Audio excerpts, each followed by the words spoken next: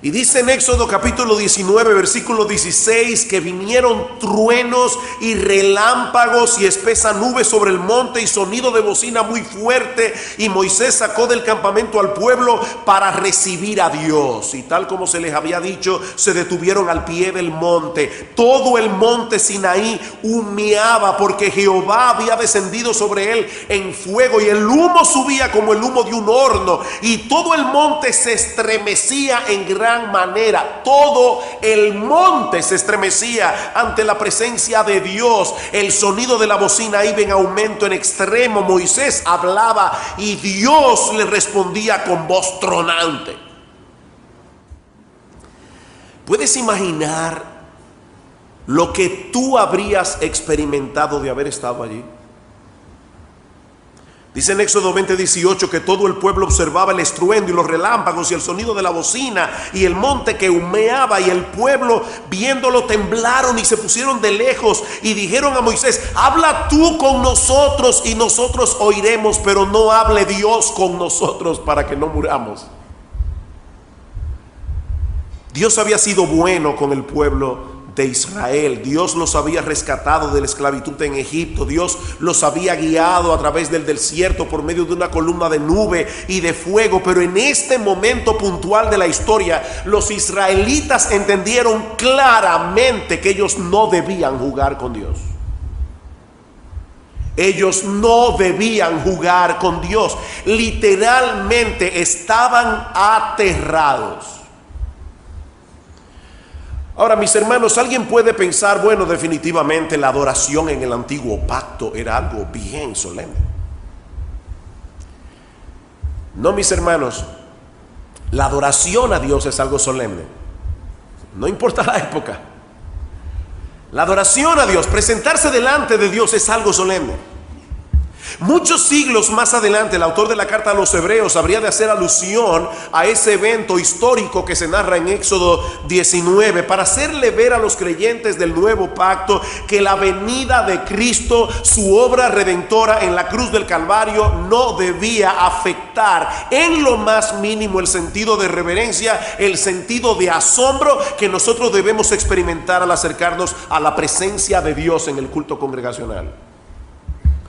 Y Dios le dice a los hermanos en esta carta, Hebreos 12:18, porque no os habéis acercado al monte que se podía palpar, al monte Sinaí, y que ardía en fuego, a la oscuridad, a las tinieblas y a la tempestad, al sonido de la trompeta y a la voz que hablaba, la cual los que la oyeron rogaron que no se les hablase más, porque no podían soportar lo que se les ordenaba. Ustedes no se acercaron a ese monte. Y alguien puede decir: uf, qué bueno. Qué bueno, no, mis hermanos, oigan lo que sigue diciendo el autor de la carta a los Hebreos: sino que os habéis acercado al monte de Sión, a la ciudad de Dios vivo, Jerusalén la celestial, a la compañía de muchos millares de ángeles, a la congregación de los primogénitos que están inscritos en los cielos, a Dios el juez de todos, a los espíritus de los justos hechos perfectos, a Jesús el mediador del nuevo pacto, y a la sangre rociada que habla mejor que la de Abel. En otras palabras, lo que los judíos experimentaron en el monte Sinaí no era más que una sombra de la realidad que nosotros experimentamos ahora cuando nos reunimos como iglesia en el día del Señor. Aquello no era más que una sombra. Esta es la realidad. Es por eso que el autor de la carta a los Hebreos concluye esta sección diciendo que debemos tener gratitud por el privilegio que Dios nos ha concedido de poder estar en su presencia, y mediante esa gratitud sirvamos a Dios agradándole con temor y reverencia, porque nuestro Dios es fuego consumidor. Mis hermanos, eso está escrito en el Nuevo Testamento. Nuestro Dios es fuego consumidor.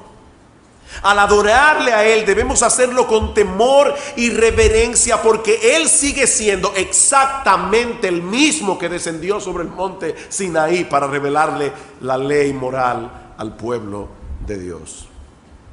Y eso es precisamente lo que Salomón quiere enseñarnos en la porción del libro de Eclesiastés que vamos a estudiar en esta mañana, continuando con nuestra serie de sermones expositivos en el libro de Eclesiastés. Eclesiastés capítulo 5. Eclesiastés capítulo 5, versículos 1 al 7. Dice Salomón: cuando fueres a la casa de Dios, guarda tu pie y acércate más para oír que para ofrecer el sacrificio de los necios, porque no saben que hacen mal. No te des prisa con tu boca, ni tu corazón se apresure a preferir palabra delante de Dios, porque Dios está en el cielo, tú sobre la tierra, por tanto sean pocas tus palabras. Porque de la mucha ocupación viene el sueño, y de la multitud de las palabras la voz del necio. Cuando a Dios haces promesas, no tardes en cumplirla, porque Él no se complace en los insensatos. Cumple lo que prometes. Mejor es que no prometas, y no que prometas y no cumpla. No dejes que tu boca te haga pecar, ni digas delante del ángel que fue ignorancia. ¿Por qué harás que Dios se enoje a causa de tu voz y que destruya la obra de tus manos? Donde abundan los sueños, también abundan las vanidades y las muchas palabras. Mas tú teme a Dios. Salomón ha venido compartiendo con nosotros a través de este libro las lecciones que él aprendió después de haber tratado de encontrar sentido y significado de la vida en todas las cosas que este mundo ofrece y valora: conocimiento, un trabajo productivo, placeres, riquezas, diversión. Y como hemos visto ya en los estudios anteriores, Salomón terminó profundamente frustrado, no porque él no pudo alcanzar todas esas cosas, sino porque después de tenerlas en abundancia se dio cuenta que todo eso era vanidad y aflicción de espíritu. Una cosa es que uno desea algo y se frustre por no alcanzarlo. Otra muy diferente es que tú desees algo, lo consigas y te frustres por haberlo conseguido. Y eso fue exactamente lo que sucedió con Salomón. Dice en el capítulo 3, versículo 11, que Dios ha puesto eternidad en el corazón de los hombres, de manera que ninguna cosa que se encuentre dentro de los límites de esta vida terrenal pueden proveernos satisfacción plena y permanente. Pero ahora en el capítulo 5 de Eclesiastés, Salomón nos lleva de la mano al lugar donde menos esperaríamos encontrar ese mismo sentido de frustración, ese mismo sentido de futilidad que él había encontrado en el conocimiento, en el trabajo, en el placer, en la diversión. Salomón dice: todavía hay un lugar que yo les quiero mostrar, donde nosotros podemos ver esa vacuidad, ese sinsentido de la vida. ¿Saben dónde es? En la casa de Dios. En la casa de Dios. Salomón se dio cuenta que muchos adoradores se dirigían al templo cada semana sin tener ni idea de lo que estaba sucediendo allí realmente. Ellos llevaban a cabo sus sacrificios, llevaban a cabo sus rituales, pero estaban muy lejos de darle a Dios la adoración que era digna de Él. En otras palabras, estaban siendo irreverentes en la casa de Dios y consecuentemente estaban adorándole en vano.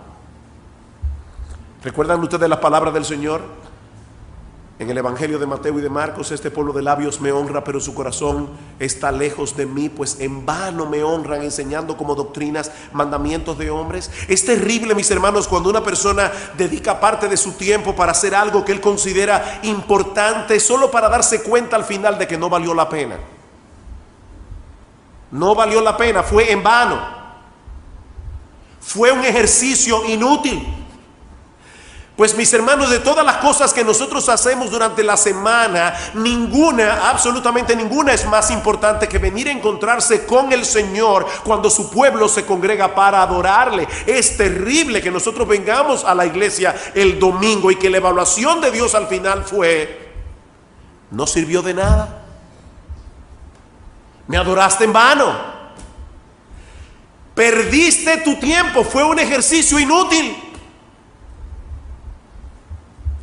La pregunta que yo quiero responder en esta mañana es: ¿cómo podemos evitar que este sea un tiempo desperdiciado y ofensivo para Dios? Mis hermanos, es una pregunta importante. ¿Cómo nosotros podemos evitar que este sea un tiempo desperdiciado y ofensivo para Dios? Bueno, Salomón nos va a dar una directriz general y dos directrices particulares. La directriz general: prepárate para venir a la casa de Dios. Versículo 1.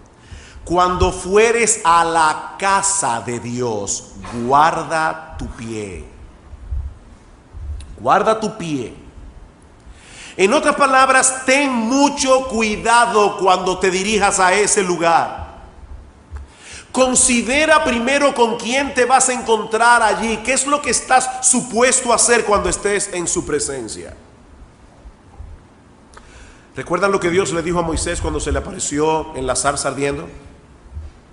No te acerques, quita el calzado de tus pies, porque el lugar en que estás, tierra santa es. Ese terreno en el monte Horeb no tenía nada de especial, era un monte, era un pedazo de tierra, pero Dios había descendido para encontrarse con Moisés allí, y eso convertía ese pedazo de tierra en tierra santa, porque Dios estaba allí. Y eso es precisamente lo que Salomón nos está recordando en este pasaje. Ten cuidado cuando te diriges al lugar de la adoración. Un comentarista parafrasea este texto de esta manera: piensa en lo que estás a punto de hacer. No se trata de pasar por la casa de un vecino para tener una charla amistosa, ni de pasar un buen tiempo con un amigo. No, vas a la casa de Dios. Te estás dirigiendo al lugar donde el Creador omnipotente se inclina para encontrarse contigo. Por lo tanto, cuida tus pasos. Guarda tus pies. Y noten, mis hermanos, que la advertencia de Salomón aquí no va dirigida a las personas que nunca visitan una iglesia. Su advertencia va dirigida a todos aquellos que semana tras semana acuden a los lugares donde el verdadero Dios es adorado. Ni siquiera estamos hablando de una religión falsa. Ellos estaban yendo al templo de Salomón, al lugar donde Dios descendía, donde Dios manifestaba su presencia especial. Y es ese tipo de personas que van a los lugares de adoración donde el Dios vivo y verdadero es adorado. Es ese tipo de personas a quienes Salomón les da esta advertencia: ten mucho cuidado. Lo que vas a hacer allí no es una cosa ligera y superficial. Yo no sé cuántos de ustedes han visto un video. Yo lo vi en el día de ayer y ya tenía más de 4 millones de bajadas. Un video que hay en YouTube de una mujer que fue captada por las cámaras de seguridad de un centro comercial. Y ella va escribiendo en su celular un mensaje de texto hasta que cae en una fuente de agua. Y lo pasan, y lo pasan, y lo pasan. Esta mujer es un ejemplo de cómo muchas personas están viviendo en el día de hoy. Donde quiera que ellos están y no están. Eso es una cosa terrible. Esta semana pasada tuvimos una reunión de condóminos en casa y en un momento dado alguien hizo la observación de que todos los que estábamos, incluyéndome a mí mismo allí, antes de empezar la reunión estábamos buscando algo en el celular. Estamos y no estamos. Nuestros cuerpos están allí, pero nuestras mentes están en otro lugar.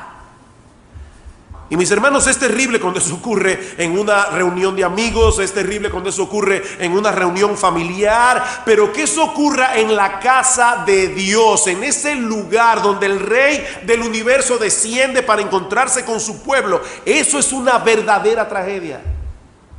Y yo no me refiero simplemente al hecho de que algunos estén texteando mientras el culto se está desarrollando. Yo no estoy hablando de eso. Tal vez tú dices, bueno, yo no texteo en el culto. Estamos hablando del corazón, estamos hablando de la mente, estamos hablando de los pensamientos, de no estar aquí sin estar aquí. Jesús dice en Mateo 18:20, donde estén 2 o 3 congregados en su nombre, allí estoy yo en medio de ellos. Es una promesa del Señor. Y el apóstol Pablo, escribiéndole a Timoteo en 1 Timoteo capítulo 3 versículo 14, dice: Timoteo, yo te escribo estas cosas, aunque yo tengo la esperanza de ir pronto a verte, pero te escribo estas cosas para que sepas cómo debes conducirte en la casa de Dios, que es la iglesia del Dios viviente, columna y baluarte de la verdad.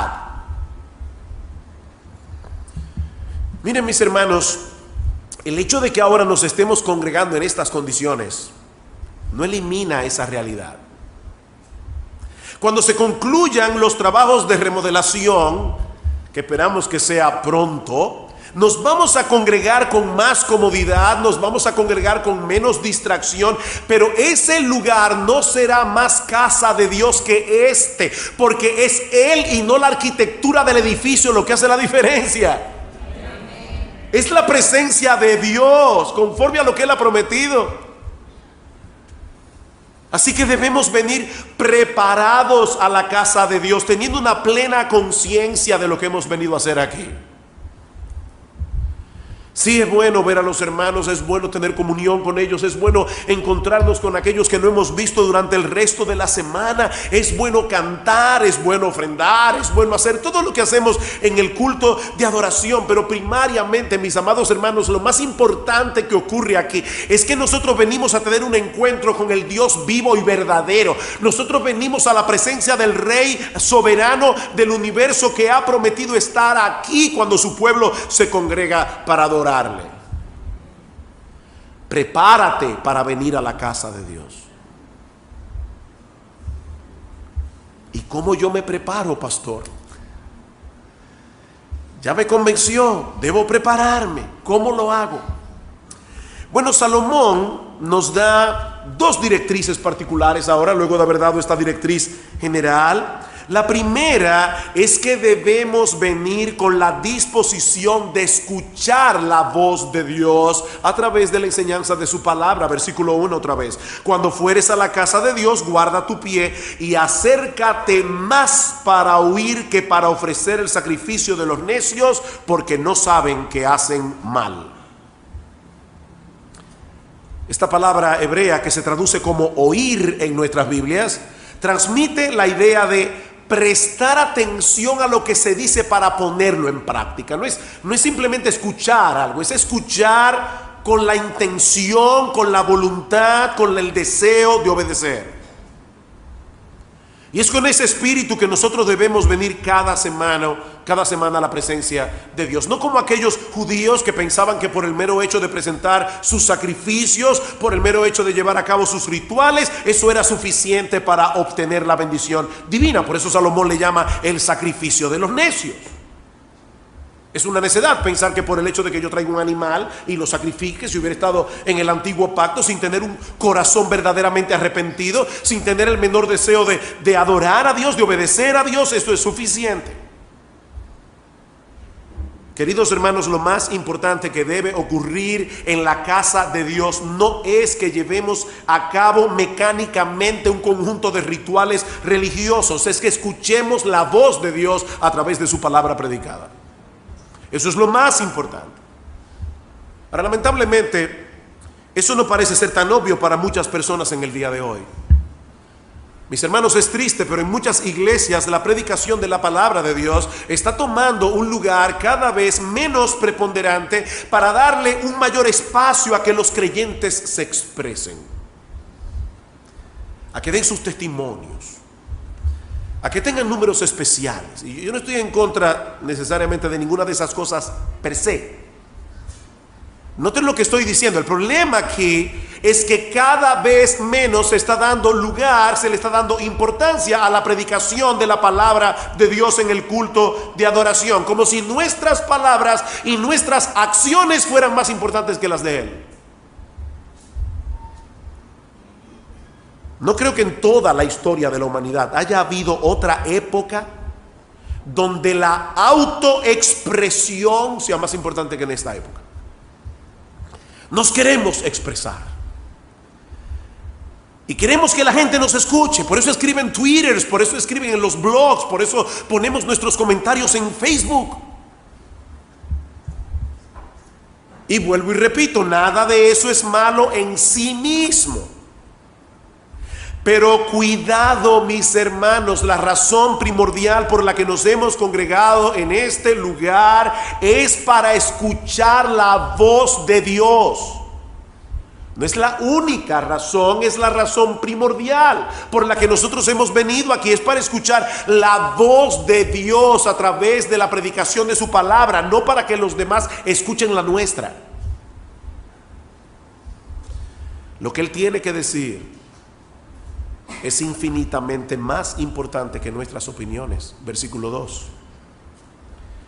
No te des prisa con tu boca, ni tu corazón se apresure a proferir palabra delante de Dios, porque Dios está en el cielo, tú sobre la tierra, por tanto sean pocas tus palabras. Salomón nos está recordando aquí la distancia abismal que existe entre nosotros y Dios.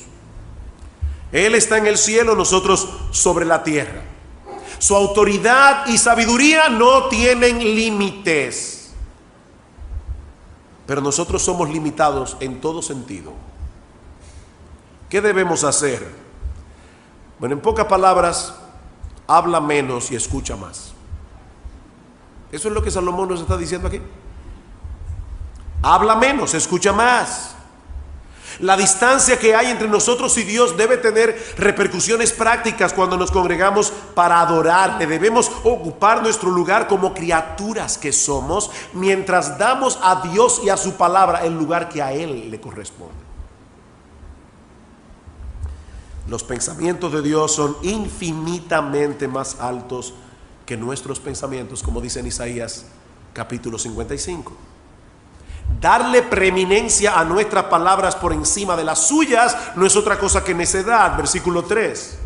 Porque de la mucha ocupación viene el sueño, y de la multitud de las palabras la voz del necio. Tal parece que este era un refrán que se usaba en la época de Salomón y que los judíos entendían perfectamente, aunque su significado no sea tan claro para nosotros en el día de hoy. Pero es probable que la idea que ese refrán quiere transmitir sea la siguiente: así como existe una relación entre el mucho trabajo y el mucho soñar. ¿Les ha pasado eso, que ustedes están con mucho trabajo, con mucha carga, y llegan a la cama con muchas preocupaciones, y esa noche tienen muchísimos sueños, y sobre todo sueños raros?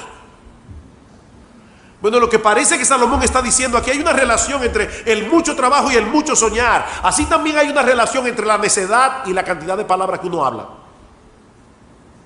Hay una relación. O como dice un comentarista, hay una conexión estrecha entre la necedad y la verbosidad, o la verborrea. Más adelante Salomón va a decir en Eclesiastés capítulo 10 versículo 14 que el necio multiplica las palabras. El necio habla mucho. Él cree que por hablar mucho, sobre todo en sus oraciones, él va a poder impresionar a Dios. Y estas personas se iban al templo y hacían largas oraciones llenas de expresiones sorprendentes. Ellos estaban tratando de impresionar a Dios. Ellos estaban tratando de forzar a que Dios los bendijera. Pero mis hermanos, a Dios no le impresionan nuestras palabras. De hecho, Cristo dice claramente que Él ya sabe de cuáles cosas tenemos necesidad antes de que nosotros se la pidamos. Y el Señor Jesucristo dice claramente que no debemos ser como los paganos, que no debemos ser como los gentiles que creen que por su palabrería serán oídos. ¿No a Dios no le impresionan nuestras palabras? Ahora, a Dios sí le agrada que nosotros vengamos con un corazón contrito y humillado delante de Él. Con un corazón contrito y humillado, que tome en serio su palabra. Isaías capítulo 66. Isaías capítulo 66, Jehová dijo así: el cielo es mi trono. Noten una vez más la similitud con el pasaje de Eclesiastés. El cielo es mi trono, la tierra estrado de mis pies. ¿Dónde está la casa que me habréis de edificar? ¿Y dónde el lugar de mi reposo? Mi mano hizo todas estas cosas, y así todas estas cosas fueron, dice Jehová. Pero miraré a aquel que es pobre y humilde de espíritu, y que tiembla mi palabra. ¿Qué es lo que Dios quiere de nosotros? Un corazón contrito y humillado. Él quiere de nosotros un oído atento. Él quiere de nosotros ver un corazón que tiembla ante su palabra. Por eso Santiago dice en Santiago 1:19 que todo hombre debe ser pronto para oír, tardo para hablar, tardo para airarse, porque la ira del hombre no obra la justicia de Dios. Por lo cual, escuchen lo que sigue diciendo Santiago: desechando toda inmundicia, abundancia de malicia, recibid con mansedumbre la palabra implantada, la cual puede salvar vuestras almas. Pero sed hacedores de la palabra y no tan solamente oidores, engañándoos a vosotros mismos. Dios quiere que nosotros tengamos un oído atento. Mis hermanos, lo más importante que tú puedes traer a este lugar es un corazón despierto y un oído atento. para escuchar a Dios. Pero Salomón tiene otra directriz particular que darnos en este texto. Y es que nosotros debemos estar dispuestos a cumplir lo que prometemos. Versículo 4. Cuando a Dios haces promesas, no tardes en cumplirla, porque Él no se complace en los insensatos. Otra vez la palabra necedad. Cumple lo que prometes. El tema de esta parte ahora es el cumplimiento de los votos que hacemos delante de Dios. En la cultura judía, los votos eran sumamente comunes. Nosotros lo vemos en el caso de Ana. Ana está en el templo del Señor y ella hace un voto. Señor, si tú me das un hijo, yo lo dedicaré a ti todos los días de su vida. Y lo que Salomón nos está advirtiendo aquí es que debemos tener mucho cuidado al pronunciar nuestros votos. No pronunciar votos y promesas a Dios con ligereza, porque terminaremos pecando contra Él. En Deuteronomio 23:21 dice que si haces un voto a Jehová tu Dios, no tardes en pagarlo, porque ciertamente lo demandará Jehová tu Dios de ti y sería pecado en ti. Mas cuando te abstengas de prometer, no habrá en ti pecado. ¿Ven lo que dice Salomón en el versículo 5? Mejor es que no prometas a que prometas y no cumplas. Dice en Deuteronomio: si no prometes nada, no habrá en ti pecado, pero lo que hubiere salido de tus labios lo guardarás y lo cumplirás conforme lo prometiste a Jehová tu Dios, pagando la ofrenda voluntaria que prometiste con tu boca. Mejor es que no prometas y no que prometas y no cumplas. Queridos hermanos, es mucho más fácil hacer una promesa que cumplirla. Yo creo que todos estamos seguros de eso. Por lo tanto, piénsalo bien antes de hablar. ¿Cuántas veces? Yo no voy a pedirle que levanten la mano, pero por lo menos yo puedo levantar la mía.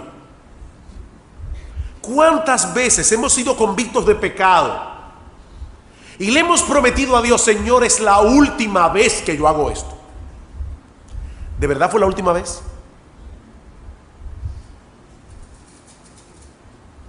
Cuidado con lo que prometes. Piénsalo bien.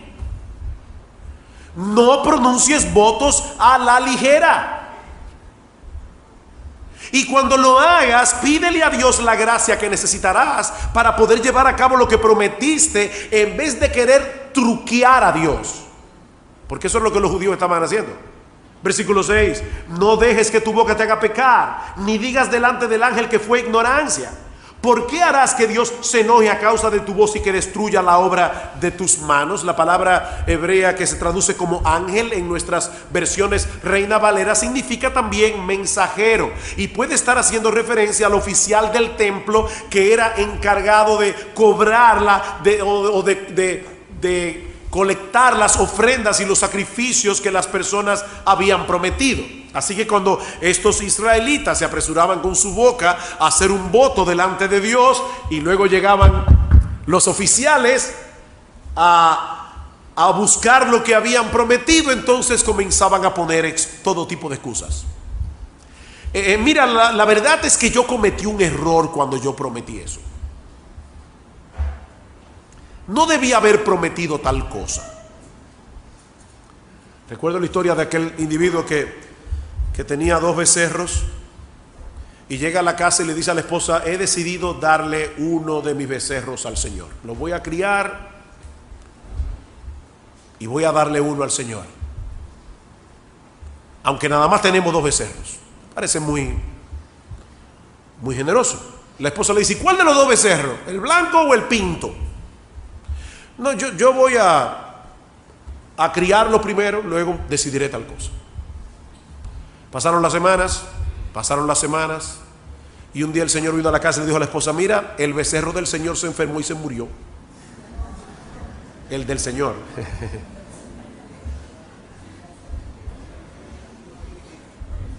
Guarda tus palabras. Tú lo prometiste.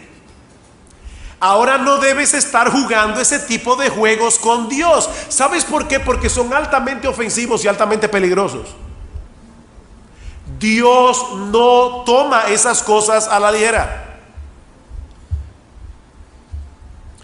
Tú eres casado o casada. Tú hiciste un voto en la presencia de Dios. ¿Tú recuerdas eso?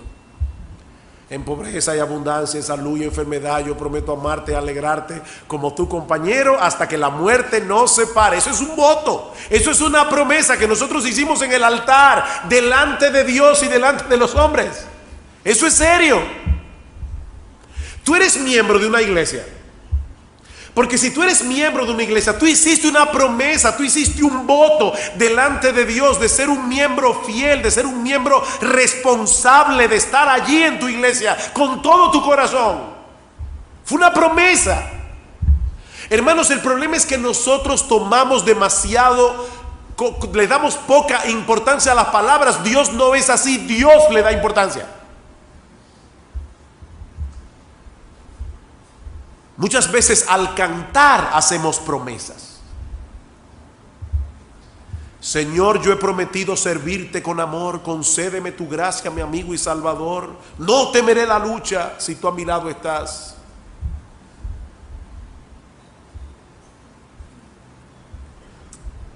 Mis hermanos, ¿hacia dónde quiere llevarnos Salomón con todas estas directrices? Porque algunas personas pueden estar diciendo: wow, pastor, pero hay cosas que yo ni siquiera entiendo muy bien. Bueno, hay algo que yo quiero que tú entiendas bien de este pasaje. ¿A dónde quiere llevarnos Salomón? A que entendamos que debemos tener reverencia en la presencia de Dios. Si tú entendiste eso, tú entendiste la carga de este pasaje. Versículo 7.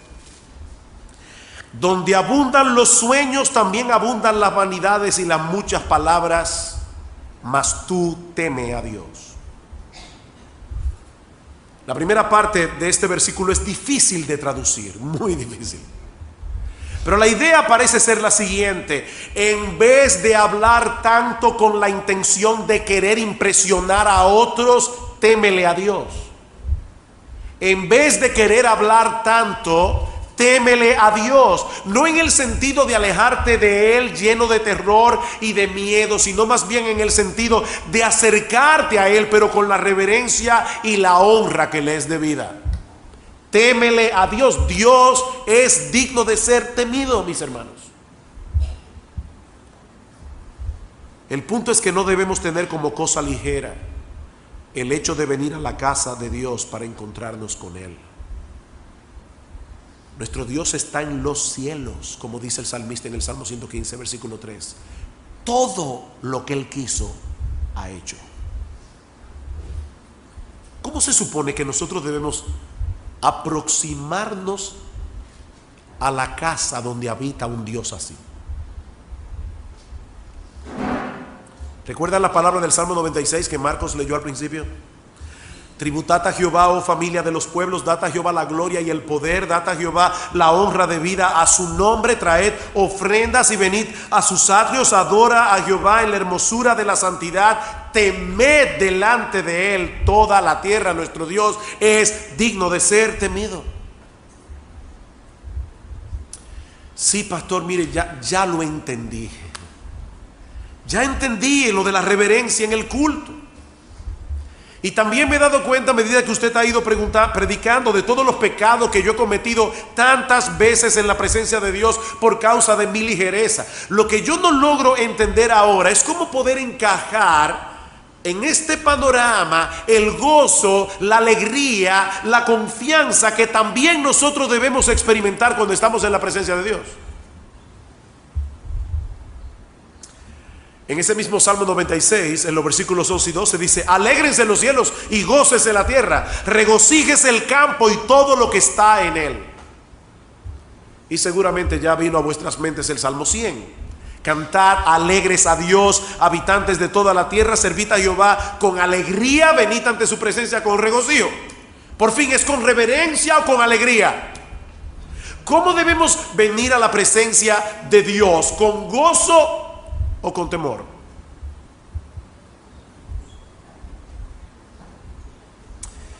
Esa es la tensión de la que hablábamos recientemente, ¿recuerdan? En la serie de la adoración. La tensión entre el gozo y la reverencia que debemos experimentar en la presencia de Dios. ¿Saben dónde encontramos la clave para poder conjugar estas dos cosas en la adoración? En la persona y la obra de nuestro Señor Jesucristo.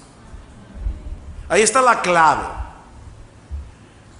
Mis hermanos, nadie puede experimentar el verdadero gozo de la adoración sin haber experimentado primero un profundo y genuino temor reverente por la persona de Dios.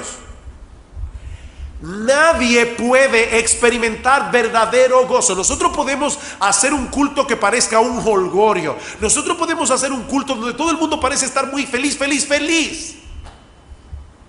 Pero ese no es el verdadero gozo del que habla la Biblia. Hasta que no entendemos la majestad incomparable de ese Dios contra el cual nosotros hemos pecado, hasta que no entendemos el infierno que merecemos por causa de todas nuestras transgresiones, tampoco podemos entender la magnitud del perdón que Dios nos ha dado en Cristo.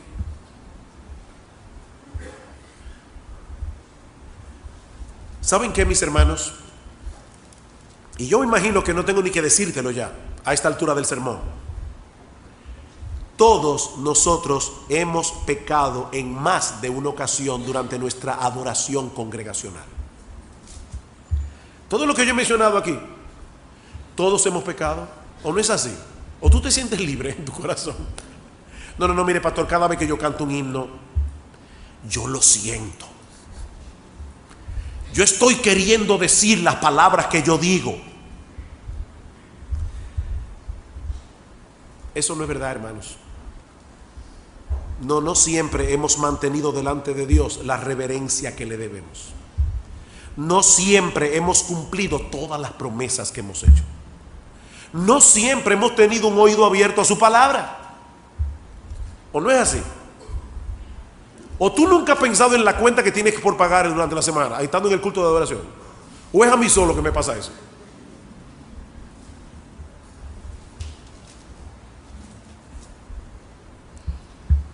Pero es aquí precisamente donde entra en juego la persona y la obra de nuestro Señor Jesucristo.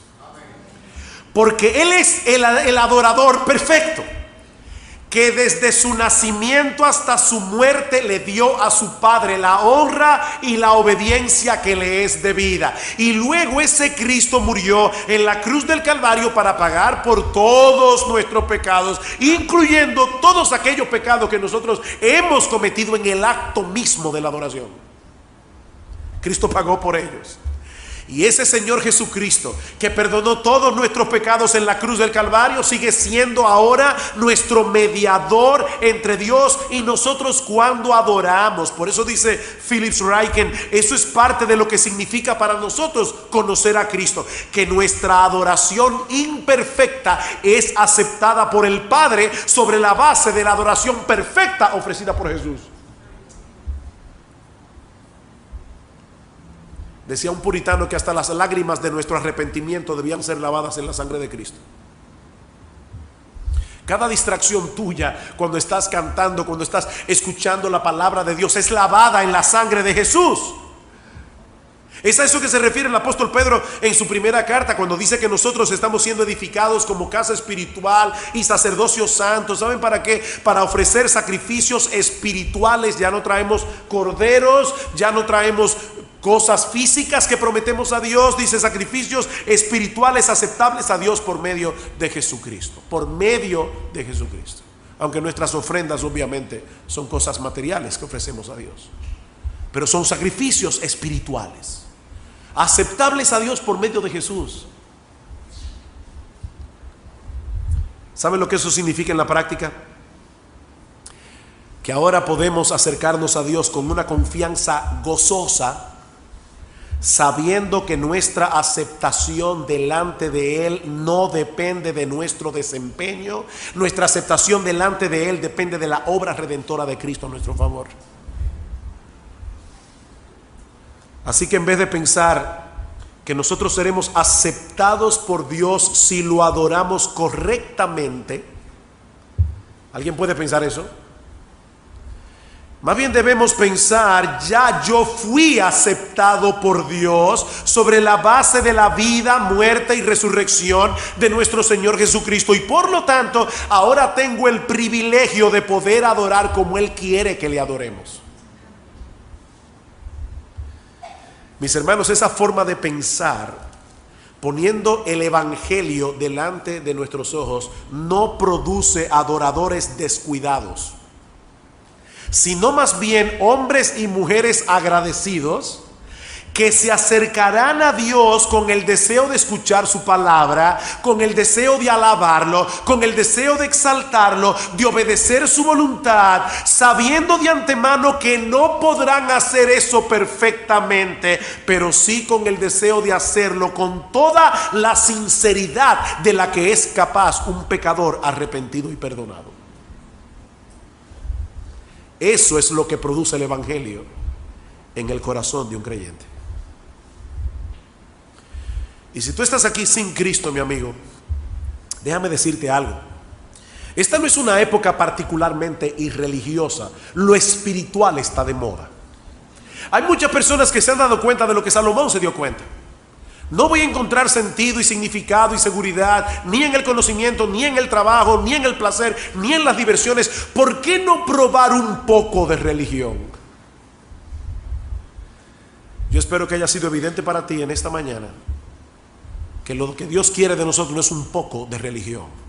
Lo que Dios quiere de nosotros no es simplemente que nosotros ahora coloquemos a Dios dentro de la ecuación. Dios quiere un corazón contrito y humillado que tiembla ante su palabra. Dios quiere un corazón arrepentido de sus pecados, un corazón que ha confiado únicamente en Jesucristo para el perdón de todos nuestros pecados y el don de la vida eterna.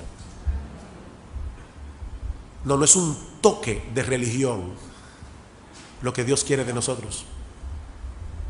Lo que Dios quiere de nosotros es una vida completamente entregada a Él, sin reservas, porque Él es Rey de reyes y Señor de señores. Hermanos, que el Señor nos conceda la gracia de ser ese tipo de adoradores, y que Iglesia Bíblica del Señor Jesucristo sea reconocida como un lugar donde nuestro Dios es adorado en espíritu y en verdad, con reverencia.